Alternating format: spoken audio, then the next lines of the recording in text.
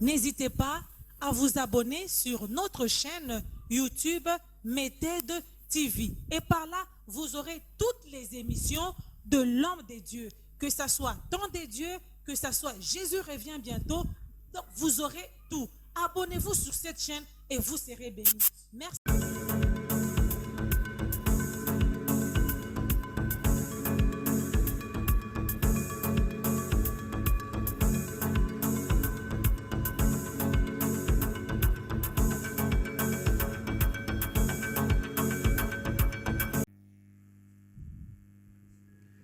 Bien-aimés dans les Seigneurs, les gens qui aiment l'émission Le Temps de Dieu n'est pas le temps des hommes. Les lonaye na émission Tolonasi. Émission Tolonasi. Na ebiki yo pe okosepela la kokota prière longo na pasteur Ilunga de Paul. Ezana mutu moko azolokola Jabet. Ezana mutu moko oyo vina yezo simbate. Ezala mutu moko oyo alelaka tunaka nzambe pona nini kakanga. Ezala mutu moko oyo azoyebisa nzambe pourquoi ma souffrance est-elle continuelle. Ezala mutu moko aloba pourquoi ma plaie ne veut-elle pas se guérir. Ezapela mutu moko azomituna pourquoi yoka yo mutu oza lokolanga. Yo mutu okota na ba situation oyo okota ba prière zo simbate. Yo mutu o se rendre compte que na nzela ya mabondeli ozobisa nzambe pona nini kakanga. Pona nini kakanga itolo na se eza prière ya supplication. Nalingi olandaka prière oyo bien-aimé, ba prière oyo ya supplication eza prière a kolala kana se. Eza prière oyo okoki ko sala ngo na minuit, okoki sala ngo pe na tongo makasi ba 5 heures bien-aimé dans le Seigneur. Ozala kaka ya kolala, ozala kaka kumitanda na se, obandi kobelela Yesu. Eza prière ozomikuta yo moko na nzambe. Eza prière ba trebele bazala pembele na yo te bien-aimé. Eza tango ozoyoka prière oyo ozoyebisa nzambe na ye epa na yo mosantu naza na eloko mosusu te me na ye nde epa na yo, na ye nde koluka yo, na ye nde koluka elongi na yo. Tolo na se eza prière akolelela miso ya nzambe ya kosiplie nzambe ya koyebisa nzambe jusqu'à quand prière oyo, jusqu'à quand na kochanger sujet de prière, jusqu'à quand na kotikala kaka bongo bien-aimé oyo eza kaka mabondeli lelo na ye kolendisa yo pour que nga na yo to bondela, pour que nga na yo to kota na mabondeli, pour que nga na yo to kota na mozindo, pour que nga na yo to ebisa nzambe jusqu'à quand. Alléluia. Nalingi bisika ozali komana no ba verset oyo misato tango kokoma yango nga na yo to koti na prière nazo pesa sujet tozo bondela, nazo pesa sujet tozo bondela. Bien-aimé, émission oyo le temps de Dieu te, émission eza la supplication, émission toluka kailunga nzambe ozobisa nzambe papa ti mokolo nini nga na kotikala kaka mutu akolela kalelaka, ti mokolo nini nga na kozalaka mutu apasi papa na obondela lokola mutu azobondela te. Yoka yo mutu ozolandanga, yo mutu ozolanda émission oyo tolo na se eza émission ba miracle, eza émission nzambe yoka bien-aimé nalingi okoma nano ba verset o misato sima nango tokota na prière. Jérémie chapitre 15 le verset 18 au verset 21. Bien-aimé koma malamu. Psaume 35 1 à 10. Koma troisième verset. Lamentation chapitre 5 le verset 1 jusqu'au verset 10. Yoka yo mutozo yoka ozolanda émission tolo na se. Bien-aimé, position na yo déjà est déterminé ba prière aux anango. Yoka premier sujet de prière.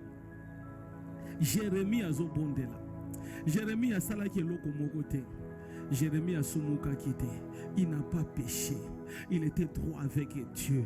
Abande koluka makambo nzambe azalaki fidèle na nyonso. Nyonso nzambe azosenga zanango. Bien-aimé, émission oyo eza ba payente, eza ya yo nanga toluka kelunga nzambe jusqu'à quand? nakozalaka mutu akolela jusqu'à ka vi na ngai kotikala pasi jusqu'à ka ngai nakotikala kaka mutu ya mawa jusqu'à ka basujet na ngai ezochange te depuis na bande kobondela mpo na sujet oyo nzambe ezosila kaka te naotuna nzambe mpo na nini bien aimé tolo na se eye mpo na yo tokota na mabondeli zwa position nyonso kolinga papa zwa position kolinga mama frère luka position malamu mpo okota na vi na yo obondela mpo na vi na yo tala situation na yo tala santé na yo tala makambo ezosimba te okepa na noko abengani yo okepa bandeko batiki yo okepa baninga baomona importance na yo te okomi kotuna nzambe mpo na nini yoka ndenge Jérémie azobelela Yesu nalingi ntango nazosilisa makomi oyo bien aimé nga na yo tobandikaka prière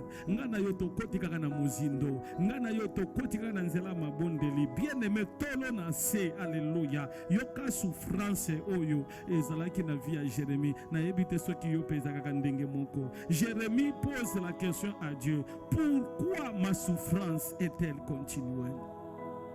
Pourquoi souffrance na ngai ezo continuer? Pourquoi yoka mutuna? Pourquoi ma souffrance est-elle continuelle? Pourquoi ma plaie est-elle douloureuse, incurable? J'aime beaucoup cette version. Il y a ton son lobby. Pourquoi ma plaie est-elle incurable? Pour la nini yangai zobikate. Ya ba mususu ezobika. Ya ba mususu bazokuta na loboko nzambe. Yanga eza pasi. Yoka ndenga bakisi. Ne veut-elle pas se guérir? Alléluia. Alléluia. Conduire sur le lobby. Serais-tu vraiment pour moi comme une source de déception, comme une source trompeuse, comme une eau dont on n'est pas sûr?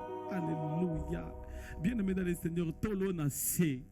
Tolo na se eza ba prière oyo tozokota prière yanga na yo.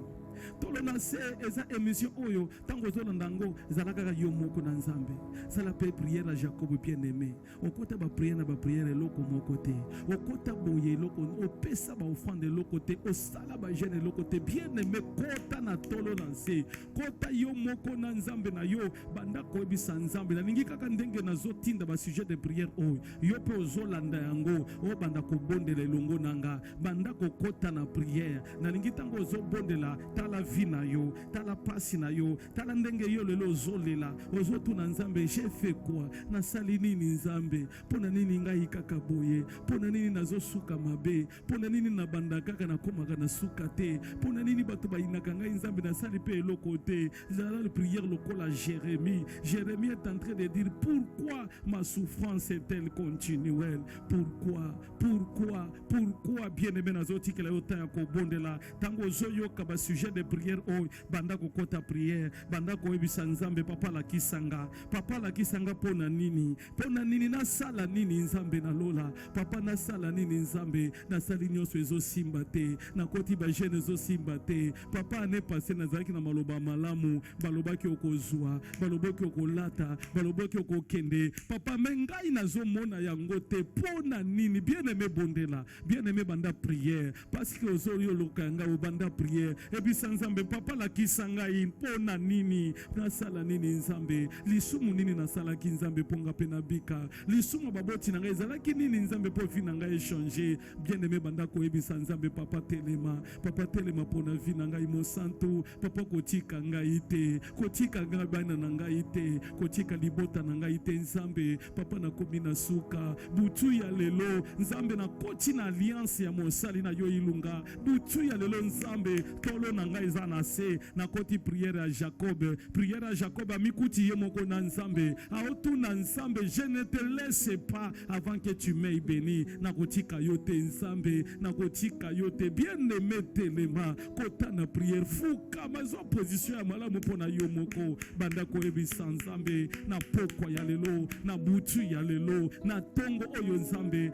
mona ngai nzambe Tu es en train de dire à Dieu, lève-toi dans ma situation. Bien-aimé, ceux qui nous ont télémité et que ça la passe pour nayo. Bien-aimé, ceux qui nous ont télémité et que ça la passe pour nayo. Banda ko ebisa nzambe, n'est-ce pas c'est toi qui as dit? N'est-ce pas c'est toi qui m'as dit? Na telema na mabondeli, na kota na prière. Depuis na banda ko bondela nzambe yangande ezobeba. Depuis na bandi ba prière yangande ezoko ya makasi. Banda ko ebisa nzambe, pourquoi ma souffrance souffrance est-elle continuelle? Pona nini yanga izo continuer? Ba mususu bazo souffrir mais yanga izo le kanzambe. Ba mususu ya bandi prière ba changer ba sujet de prière. Ngada banda na changer ka sujet de prière te papa. Bato bakomi ko sekanga. Bato bakomi ko tuna wapi nzambe na ye. Bakomi ko tuna wapi nzambe oya fuka makakenda ka prière. Wapi nzambe oya luka ka butu pe mo nzambe soki otelemi te papa la muka. Bien aimé, banda ko bisa nzambe papa la muka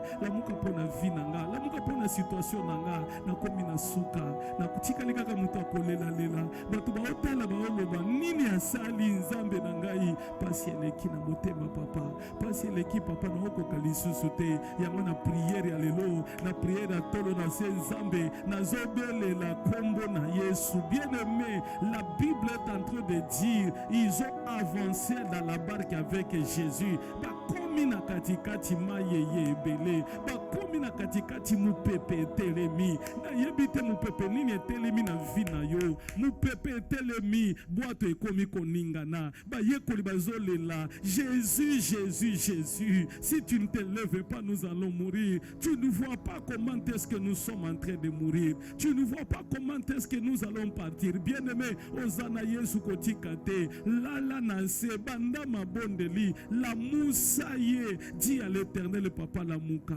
Papa tala maye lingi okota na boatu papa. Tala lingi na kufa nzambe oza pembeni nanga. Ebisa nzambe la muka pona vi nanga. La muka pona bana nanga papa tala ndenge tokomi papa na okokate. Na okokate nzambe na silisi maloba nyonso papa. Sujet de prière nina na salite nzambe. Nini na lobite papa depuis na banda prière na omona eloko te. Ma miso ezotanga kaka papa. Na libota na biso nzambe ngande mutu na bondela ka ebele papa. Soko tali vi na ngande pasi koleka na libota ngande na lukaka yo nzambe. Ngande na zalaka na yo papa nyonso na zakana ba vie de prière. Mais soko tali vi na ngai pasi papa na okokate nzambe na ye pa na yo na ye koluka elongi na yo butu ya lelo tongo ya lelo nzambe nzambe soki yo te bien-aimé bondela ebisa nzambe la muka longola nga soni ebisa nzambe papa soni la TV nanga somo la TV nanga yoka bien-aimé yo muto ozokota na prière yoka ndenge Jérémie zo ebisa nzambe nazana pota me pota nanga ezobika te. Alléluia. Pota nanga ezobika te. La Bible dit ma plaie est devenue douloureuse. Batusu bazaka na pasi me yanga eleki. Bamususu balela kambenga na solela koleka nzambe. Bamususu bayoka katandambu mukenda mube bazo sekanga na sekaka nzambe na kola na pasi na bota pe na pasi. Bana nanga pe bazo mataka na pasi nzambe. Soki yo lobi eloko moko tela na koloba loba ta eloko moko ponanga. Loba eloko moko ponanga nzambe lala mwa oyo nzambe eza mwa oyo nzambe na zotia ilike ipana yo bien-aimé kota na prière supplication tolo na se ozo bisa nzambe liboso nanga baza sima nanga baza pembeni nanga baza na otuna soki yote papa nazaka kana yo papa banguna bakomi ebele papa baza ebele balingi na kufa balingi na zalate balingi babomanga nzambe balingi na zalate papa naza gênant na vie na bango papa bana nanga baza gênant papa soki otelemi te papa nani mususu nzambe nani mususu Jehova yango na ye pa na yo na tolo na se oyo nzambe nalingi kolela nanga nzambe oyokanga nalingi mabondeli nanga nzambe oyokanga bien-aimé. Ça c'est le premier sujet de prière. Le premier sujet de prière aux Obis Nzambe. Pourquoi ma souffrance est-elle continuelle? Pour la ligne oscillate. Nous changer sujet de prière de papa.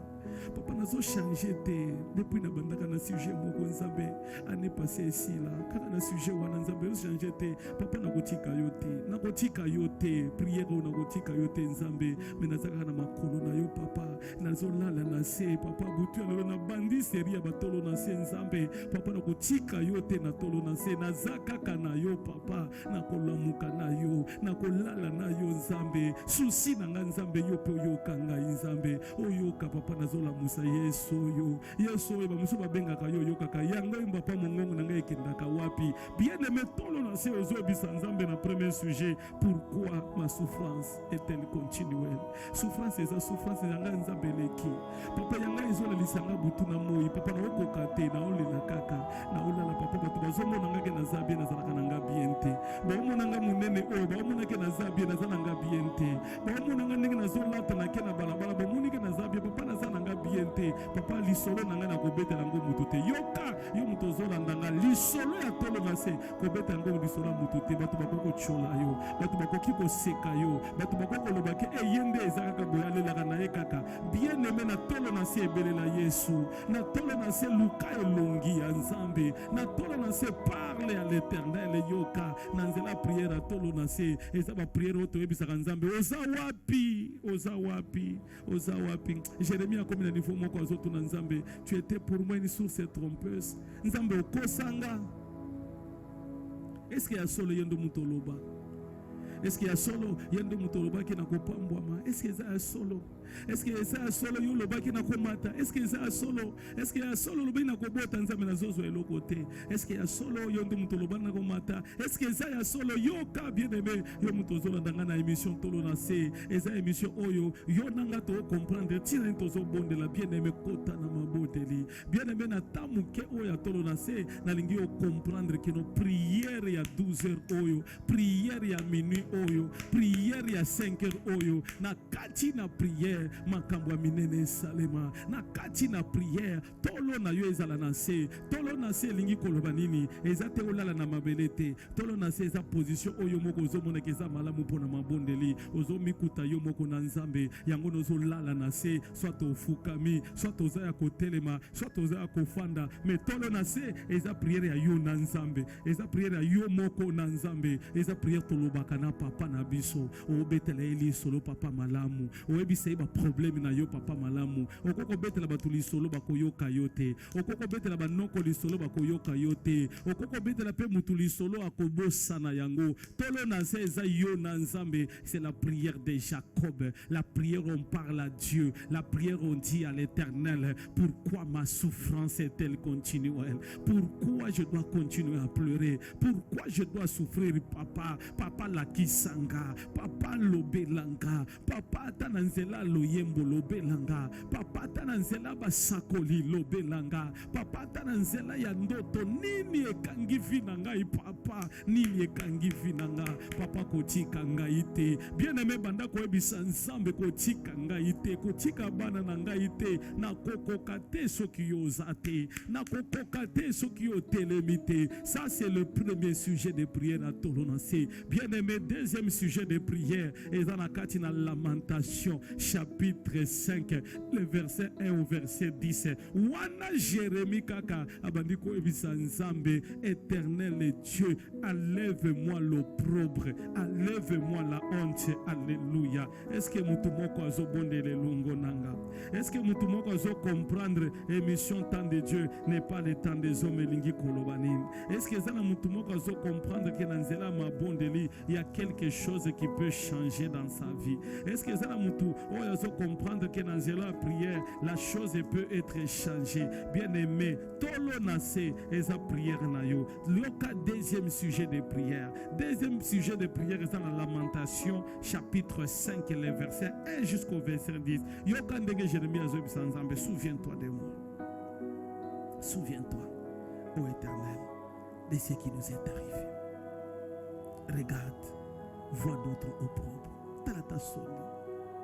talata soni ya vi na ngai Nzambe ndenge ezolatisa bapapa nazoluka kaka yo bamosusu bazokende pa banganga nga nakendaka te bamosusu bazoluka bato ya soloka nga nakendaka kuna te bamosusu bazoluka banini papa nga nakendaka te Nzambe ata soki ebebeli nga naza kaka epa na yo papa ata soki esimbi te naye kaka epa na yo papa yoka kolela ya bana na yo souviens-toi yoka yo moto ozolanda ngai banda koyebisa Nzambe papa souviens-toi de moi tolo na se o eza tolo na se o Nzambe akomema ba réponse ya vie bato ebele ebisa Nzambe papa souviens-toi de moi regarde tala soni regarde notre opprobre yoka notre héritage est passé à des étrangers papa bamosusu bazosepela biso tosepelaka te bapaya nde bazosepela bato babondelaka na libota na nga nde bazokende liboso papa wapi ya biso wapi ya bana na yo Nzambe papa toye na tolo na se lelo toye na tolo na se pour que toluka Nzambe telema ti okoloba ti okoyano la vinanga ti okoloba na kati na vinanga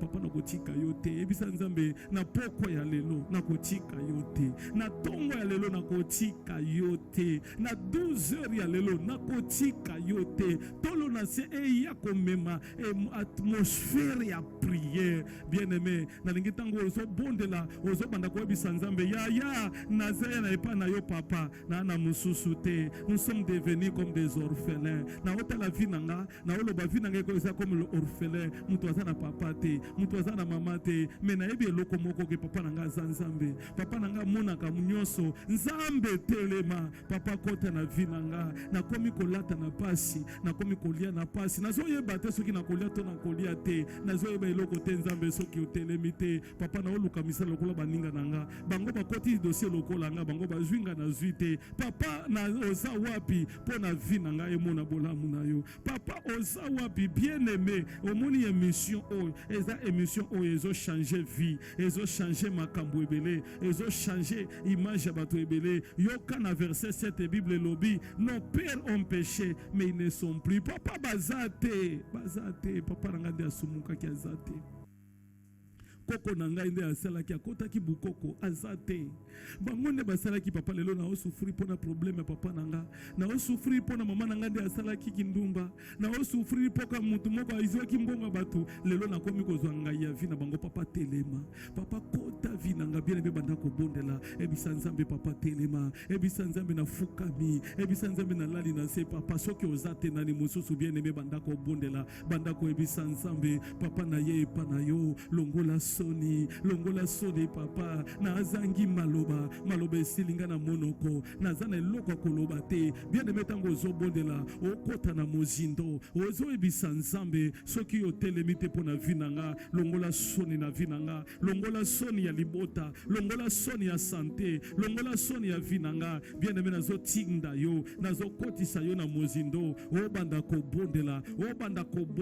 eloko nga nazoyebisa yo eza ba sujet de prière ata émission na ngai esili yo koti na mozindo na tolo na se o mikuti yo moko na nzambe tala ndenge Jacob a comprendre que non liboso na yazo kimakaka blessing nyonso azokenda zoyoka kaka Isaïe azoluka ezala mutu mususu balukaka ye kaka baoluka baboma yo baoluka musala esila baoluka ta libala wana ekufa baoluka ta vina yo lelo obela bato babeta maboko baoluka ta lelo soki okufi okotika bato mususu place bien aimé ezala bato bazalaka pembe na yo bazopesa yo kimia te tolo na se ebisa nzambe papa ngana kobunda te ngana yekaka na tolo na se na changer situation ya vie nanga yoka troisième sujet de prière na zo silisa na tolo na se na kati na émission tolo na se on aura que 3 sujets de prière oyo ngana yo tokobanda kobondela tokobanda kokoya na se tokobanda koyebisa nzambe na émission oyo tolo na se eza émission kaka ya prière na prière tote ya te na olendisa yo kaka tokota na mozindo yoka na verset 35 chapitre 35 ya psaume verset 1 jusqu'au verset 10 na kotanga nyonso te na otanga kaka na ebandel o comprendre quelque chose Bible ezoloba éternel alléluia attaque ce qui m'attaque version Louis II ezoloba combat ce qui me combat yoka eza bitu mosusu ko bunda te ebisa nzambe na kobunda lisusu te na kobunda te na bundi pe mingi na koti bakomba na kobunda lisusu te na lingi na changer dimension ya vie nanga na kobunda te na koti bitumba na koti ya boye lelo na kobunda lisusu te na changer ma parole ya vie nanga lelo na koti na tolo na se combat ceux qui me combattent papa Bible ezoloba les petits et les grands et les géants nzambe koisa bango ebisa nzambe lève-toi pour me secourir papa soki otiki ngai bakozwanga soko tiki ngai bakosimbanga soko siki ngai bakozana ebele papa bayoka soni Bible loba qu'il soit honteux et confus ceux qui en veulent à ma vie papa bato bazolinga vie na ngai beba nzambe bazala confus na nzela mabondeli ya lelo bien aimé tango yozo bondela obandi koyebisa nzambe na nzela prière ya lelo que le ciel reste ouvert ya minene na ya makasi esalema na kati na prière ya lelo bien aimé ozo kota mabondeli bien aimé ozo ebisa nzambe na ye pa na yo papa qu'il recule et rougisse. Bien aimé, tango wana zo tanga, yokuna yo zo bondela. Tango wana zo tanga, yokuna zo bondela. Bible zoloba, saisis les petits et les grands boucliers. Et lève-toi pour me secourir. Ya. Et bisanzambe, lève-toi pour me secourir. Troisième verset, l'obi brandit la lance et les javelots contre mes persécuteurs. Dis à mon âme, ton salut c'est moi. Alléluia. Qu'il soit honteux et confus ceux qui en veulent à ma vie. Et dans votre balingaka yo zalate. Et bisanzambe confusion et kota. Confusion na tolo na se kota. Nzambe ngana ko bundate. Me bango moko ba bunda bango moko. Ba mi boma bango moko. Bible zoloba. Ils boiront leur propre sang. Alléluia. Ils mangeront leur propre chair. Ya bana nanga ba komela yango te. Makila ya bana nanga ba komela yango te. Ngana zolala na tolo na se. Makila ya bana nanga ba komela yango te. Mayele ya bana nanga ba kozwa yango te. Mbongo na ngai, misala na ngai yanga ba kozwa yango te. Na koti na so na tolo na se. Nzambe ba komela ya bango moko, ba komilia bango moko, yanga ba kozwa te. Bien aimé tango za na tolo na se, ozobisa nzambe ngana kokufa te. Bana nanga ba kokufa te. Libota na ngai to kokufela te. Ane oyo eza ya biso, ngana zo tia tolo na nga na se. Na zo kota na prière na supplication, yanga ba kosimba te. Soki yanga na zo ganga ba kosimba te. Ba kosimba te. Nzambe kota bitumba na nga. Ebisa nzambe ngana kobunda nga moko te. Moïse est en train de dire, si nous allons aller seul sans toi, nous on s'arrête à ce niveau. Ebisa nzambe nga na kobunda lisusu te. Na okota tolo na se. Na okota bitumba mususu. Nzambe yo moko kita. Okota bitumba wana. Cinquième, Moïse est en train de dire, qu'il soit comme de la paille. Qu'il soit comme de la paille, emporté par les vents, et que l'ange de l'Éternel les chasse. Que leur route soit ténébreuse et glissante. Yoka, azoloba, que leur route soit ténébreuse. Moulili côté la bango. Et puis alobi, que leur route soit ténébreuse et glissante. Na mouselou, c'est-à-dire quoi?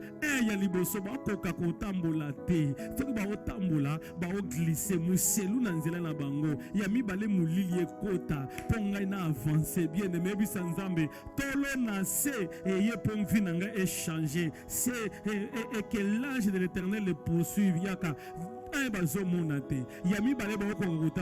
puis angelo alanda bango. Je suis venu dire dans la vie de quelqu'un ma bonne de lui a tolo na se changer vie na yo tango yo zo kota na troisième sujet de prière banda ko ebisa nzambe tolo nanga o eza na se na mona échangement na mona vie nanga ko changer na kombo na Yesu yoka le verset 7 balobi car sans cause ils ont caché pour moi une fosse batimulenga libulu pour que na ko na libulu na yebi elokote na sali bango pe lokote banda ko ebisa nzambe na sali bango nini papa na sali bango nini po baselanga boye nini na sali bango nzambe na yebi na ngai lokote papa na yebi na ngai nini lisumu nini onga na sali nzambe na zo punition boye nini ona sali bien aimé tolo na se papa ezoyaka pona vie na yo lelo na zo pesa ba sujet de prière lobi na koya ko lagisa yo ko moto ko bondela na ko pesa na ba exemple mususu ya tolo na se oye changer vie na yo yoka. La Bible dit car sans cause ils ont caché pour moi une fosse ba bombika na koya ba otikanga na zoya pona koya na libulu wana bango ba sekanga bango ba lela bango ba loba kena to yebisaki ye nini nzambe sans cause na yebi na bango elokote que le tourment les atteigne sans qu'ils les sachent nzambe ya mpoisande komela bango papa na zokota na prière à télé na se oyo que les filets qu'ils ont caché les captures onyoso bango ba sala ponanga nzambe bango moko ba koya na se bango moko ba koya na se. J'aime beaucoup le psaume 20. La Bible est en train de dire ceux-ci s'appuient sur leurs chars, ceux-là s'appuient sur leurs chevaux, mais nous invoquons le nom de l'Éternel notre Dieu et il tombe, il plie et il tombe. Mais nous tenons ferme, nous restons debout. Nakati na tolo na se biso tokendaka na ndako nganga te biso tolukaka bashar te biso tozana relation te biso tozana bato kolobela biso te tozaka na yo Yesu soki yo telemite na tolo na se mutu mususu akotelema na biso azate mutu akotelema pona biso azate mutu akoya pona biso azate yoka. Il dit qu'il tombe et soit dans la tourmente bazana na kimia te mutu azana nyongo nanga la kimia te Muto azwi libala nanga azala na kimia te. Tolo na se na zol bondela na ba mama oyo balelaka. Na mama moko mobali na ya kenda bazwi le mobali pa mwasi moko. Mobali a occupé lisusu bana te. A occupé libota te. Lelo azana problème ndako façon ko futa ezate. Bien aimé na koti sa maman na prière na tolo na se oyo. Azo bisanga papa na koti 3 jours na nzela prière. Na moni mobali azongelinga yoka yo mutozo kota na prière tolo na se. Na opesa ba témoignage a tolo na se. Papa moko akenda musala. Akomi na musala kaka boko kota na musala bazo bise musala esili. Tuni nini alobi ba lobi to yebite me musala na esili azongi ndako. Akoti ba prière ba bengi yete. Akoti ba prière ba bengi yete. Ake musala on lui a dit on t'a déjà dit musala esili. Papa wana azongi ko zonga na yeto koti prière o ya supplication. To koti prière wa tolo na se lobi na likambo oyo chef na yo akoyoka yote. Na likambo oyo ba ninga na yo bakoyokela yote kota na koluka kaka ilongi ya nzambe to koti na prière a tolo na se yoka na kati na prière to bandi prière to sala kata une semaine te ayoki message bakomeli on lui a appelé on lui a dit est-ce que tu peux passer na kota na musala batun atuni nini balobi non tu viens tu commences à travailler a bengi nga lobi papa balobi na sala na tuna nazalaki ezalaki nini na ebisi ko tuna te yo kota kaka na prière tolo na se eza ba prière o comprendre que makambo ekomi kilo o sali nyonso simbite kota na tolo na se mama moko azalaki kaka lelo azuize mizomi esopami lobe azuize mi lobe esopami lobe azuize mi lobe avorté na ebisi kota na prière ya supplication to koti na ye na mabondeli ya kobelela Yesu ya kotele misaye ya koebisa kota na bitumba na ngai bien aimé na kati na ba prière tango azokota na nzela ba prière ayebisi ngai papa nazala zemi na lobi ya mbala oyo kosopama te lala na se belela Yesu to koti na ba prière nazoyebisa yo ti lelo asimba mwana yango nazoyebisa yo yo muto olelaka oyebisaka nzambe ngai nazobota te mpo na nini oyebisa nzambe ngai mobali na ngai kimanga oyebisa nzambe ngai na ndako to wana kimia te oyebisa nzambe ngai na lopango balalaka ya kimia te lelo eza prière a tolo na se batolo na se eza prière yo okotaka na mozindo bien aimé bandako bondela bandako oyebisa nzambe bandako oyebisa nzambe papa na nzela ya mabondeli ya tolo na se na ye kaka epa na yo po monanga po simbanga po mona bana nanga mayele ya bana nanga ezosila naza na place mususu te akokende na ye epa na yo mosantu à cause de cette prière que la gloire et la puissance est konza et la tanzoto na nzela mabondeli bien aimé continue de prier bandako ebisa nzambe ngai na kokoka kobunda te me yo nzambe bundela nga bitumba kota na vie nanga kota na situation na ye lokola Jacob nazobundisama nazangi kimia nalalaka pungite nyonso kakanga mabe kakanga kofinga kakanga balobelaka mabe kakanga nazana makasi te nzambe nazana mutu te kokotelanga na ye kaka epa na yo na ye kolala kaka na se na émission tolo na se na mona pe loboko na yo na mona pe loboko na yo au nom puissant de Jésus. Je sais que prière otobandi ebele bako témoigner. Je sais que prière oya tolo na se ebele bako benganga pa kotuna ngai papa na komona yo ndenge nini ebele bako benganga ko pesa témoignage ke ba prière oya tolo na se makambo ebele ezofongwa mananzela na yango na lingi na kati na prière que mon Dieu à moi agit dans ta vie. Tolo na se eza ba séance la ba prière oya bato ba lemba. Tolo na se eza ba prière mutu abondela alemba. Tolo na se eza ba prière o mutu aza découragé. Tolo na se eza ba prière mutu amikuti ye moko azana mutu musoko pesa ye makasi te atikali kaka na nzambe. Tolo na se eza ba prière oyo nyonso eshua olobi que nos derniers numéros na koti na prière a tolo na se na mona pe loboko nzambe na nzela ba prière oyo na tolo na se alamukaka na tolo na se asalaka na tolo na se alamukaka. Bien aimé ba yekoli bazoloba Seigneur lève-toi. Si tu ne te lèves pas, quand il s'est levé, la Bible dit il apaisa la tempête. Na tolo na se tempête ekozala apaisé. Na tolo na se tangu yemoka kotelema, ils seront surpris de savoir même le vent, même la tempête lui obéit. Na tolo na se ne prière oyo bango bakozongela yo yo kozongela bango te. Batu ba mesana kotelema kaka na evangeli ya prière à Jérémie, mais baebi suite ya prière à Jérémie te. La Bible est en train de dire qu'il te donnera la victoire na bitumba na yo. Nyonso oyo ezo bundisa yo na tolo na se, il y a de bons résultats. Na tolo na se ezana maloba oya malam oyo muntu soki akoti na ba prière na tolo na se, il y a la suite favorable na kati na vie ya mutu moko yo ozolandanga yoka suite favorable o na kati ya babondeli ya lelo. La Bible est en train de dire ceci na kati na parole otobandaki nango. Je vais terminer pour que je te laisse le temps de prier. Okokotaka na prière la tolo na sete, mais oyebi résultat ya tolo na sete yoka. Na prière à toi dans ces résultats et ça et bandit déjà dans verset 19 et le bandit c'est pourquoi ainsi parle l'Éternel o leli mingi yoka makambo na nyo solobi mais yoka c'est pourquoi ainsi parle l'Éternel si tu reviens à moi na tolo na cette ozonga kaka pa nzambe na tolo na cette comprendre kaka omoni likambo o na kepa noko esimbité na kepa tata moi c'est kim esimbité na kepa yaya esimbité. La Bible dit si tu reviens à moi je te ferai revenir à ton poste devant moi. Alléluia. Si tu sépares ce qui est précieux de ce qui est vil, on faire comprendre le message au na émission Moussouzou ya na tolonasi. On comprendre pour nanine. Alléluia. Gloire soit rendue à notre Dieu. Tu seras comme ma bouche, c'est à eux de revenir à toi. Na tolonasi okoluka bangote, mais bango bakoluka yo. Na tolonasi okoluka li pamboli te, mais li pamboli ekoluka yo. Na tolonasi okoluka eloko te, mais bangonde bakoya koluka yo. Wana na est-ce que quelqu'un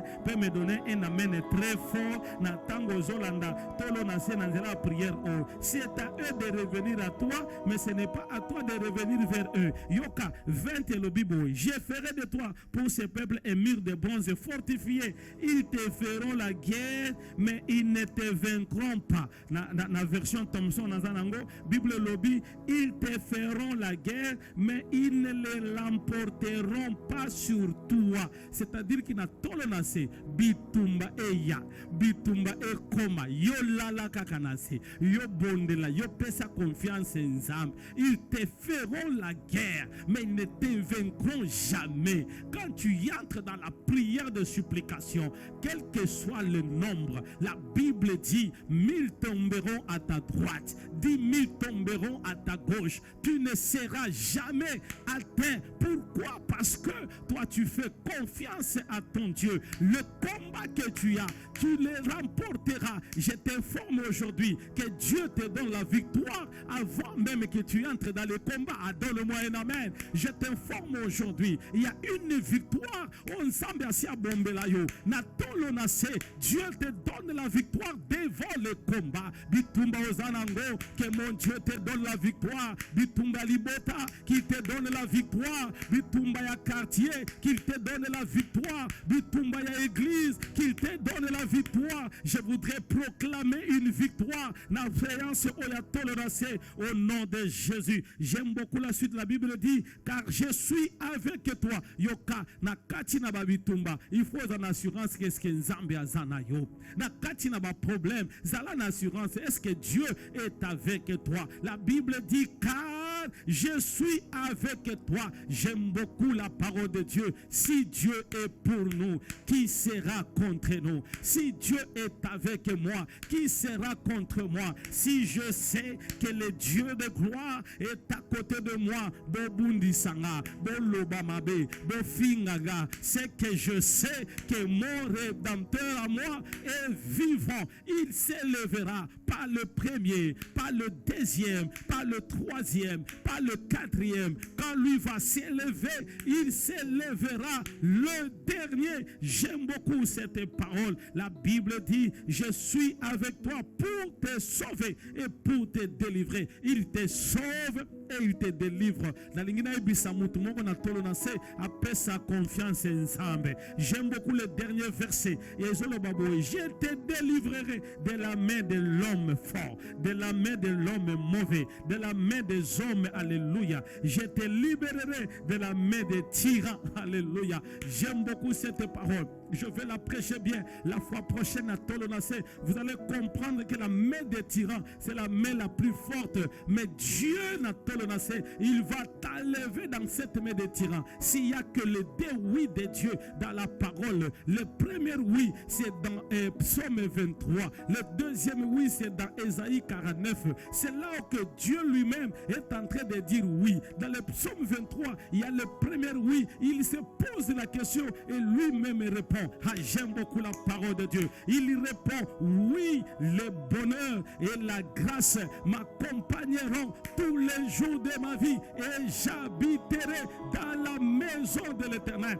Il donne la question et il répond lui-même par oui. Pourquoi? Il se pose lui-même la question et lui-même se répond par oui, parce que la parole de Dieu est oui et amen, et oui et amen, et oui et amen, et oui et amen. Pourquoi et oui et amen? Parce que tout ce qu'il dit réussit. Quand vous lisez la parole de Dieu pour répondre à cette question de la main des tyrans, dans Ésaïe 49, le verset 25, la Bible dit oui, alléluia. Ça c'est le deuxième oui de la Bible. Lui-même se pose la question, lui-même dit oui. La Bible dit oui, dit l'Éternel. La capture du héros sera reprise, alléluia. Est-ce qu'après le tyran échappera? Je combattrai tes adversaires et je sauverai tes fils. Je ferai manger à tes persécuteurs leur propre chair.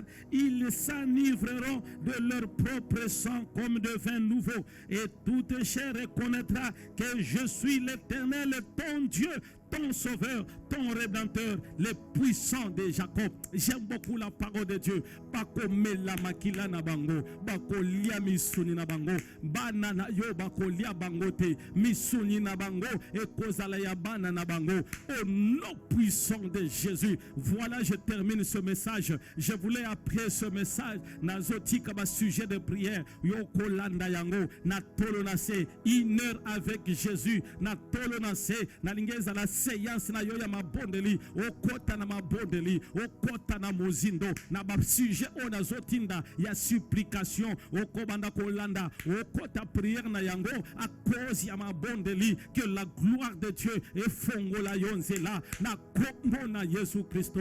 Je termine en priant pour toi. Yo koti prière ya supplication, yo koti prière ya tolonase, yo koti na kobele la Yesu, yo mu pepesi etelemi ozobi sanzambe. Lève-toi maintenant pour apaiser la tempête na lingina ebisayo siko tango ozawa na telema. Je prie pour toi au nom de Jésus. Je déclare comme prophète des nations, je ne connais pas ton problème, mais je veux déclarer pour que tu reçois cette parole afin que ta vie change. Na lingi tango zo yamba zalana kondima ya ba parole la puissance, ba parole ya moto, ba parole ya gloire na zo déclarer au nom de Jésus que l'onction descend sur toi, que l'onction te libère. Et longo la passi, et longo la kolela, et longo la nyosamabe, na déclaré comme prophète. Reçois la délivrance, reçois la délivrance, reçois la délivrance, reçois la délivrance.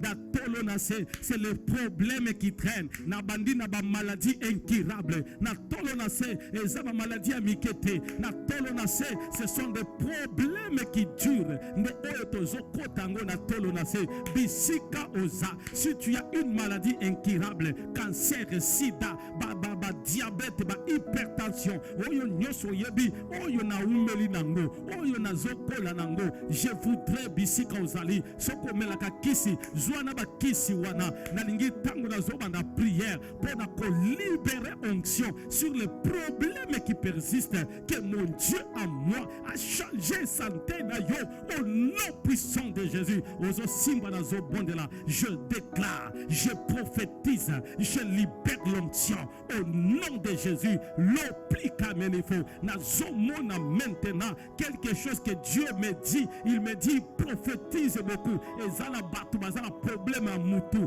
batu bazana problème à épilepsie. La déclarer maintenant au nom puissant de Jésus. Ba esprit mobali nyonso etungisaka santé na yo nazobondela mpo na santé nazobondela mpo na kisi omelaka. Je déclare au nom de Jésus, à cause de cette prière, que l'onction descend et change ta vie, que la délivrance est kota na vie na yo. Nanzela prière ya tolo na se au nom puissant de Jésus. Yo moto nanzela prière mobali na yo akima alongola na bilamba akeko kota na ndako mususu. Bien aimé, l'onction des miracles ezokota lelo bandako ebisa nzambe kuna bisika kei akolala te akozala kimia te akozwa pungi te kisi nyonso obasalela ye puka longwa na ndako na nga nzambe bebisa poke menifo moto ya nzambe Ekita et Salamusala au nom puissant de Jésus. Je suis en train de le déclarer pour que cette prière ait changé au nom puissant de Jésus. Je termine cette prière en disant que mon Dieu te bénisse na kombo na Yesu Christo. Amen.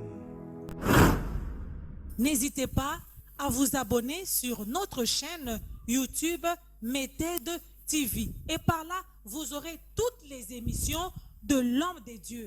Que ce soit Temps de Dieu, que ce soit Jésus revient bientôt. Donc, vous aurez tout. Abonnez-vous sur cette chaîne et vous serez bénis. Merci.